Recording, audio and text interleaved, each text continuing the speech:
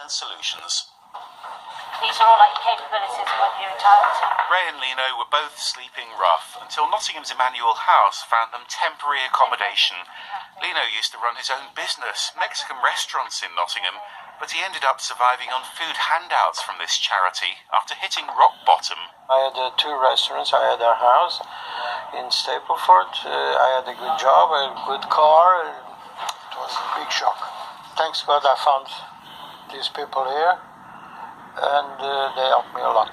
This is one of the benches that I've used for a few nights. Lino spent over a week on the streets after racking up debt when his marriage broke down and eventually losing his home.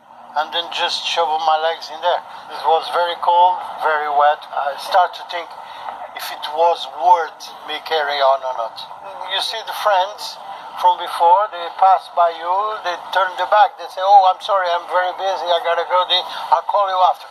And they never do. Not very well at all, so what's happened to your face? For other rough sleepers, it's a way of life. The street outreach team's making sure they're safe and finding them somewhere to stay. But the real challenge is trying to stop them ending up back on the streets.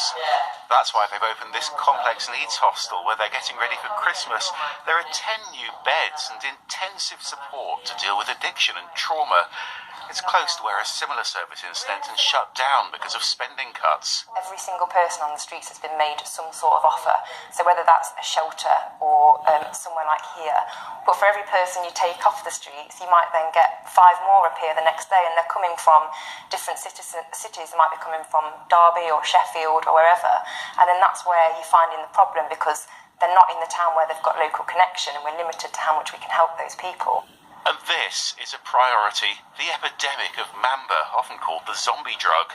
Here in Derby, they've appointed 2 outreach workers. And back in Nottingham, homeless Mamba users are now being offered detox treatment. The problem that we've got with Mamba is it's really, really cheap, and it's something that will block out that trauma that rough sleepers may have been through. It blocks it out for hours on end, so that's kind of why it's become so popular, I think.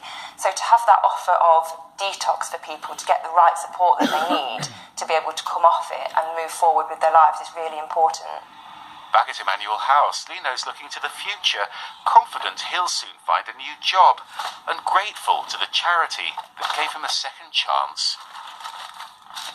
Second chances here in Leicester as well. They've had some rough sleepers here who've actually come back as volunteers. Let's talk now to Selma, who's in charge of the One Roof charity. I mean, this is an important stopgap, but how do you keep people off the streets? We try to find them permanent solutions, so once they've come to the shelter, we start working with them to see if we can find them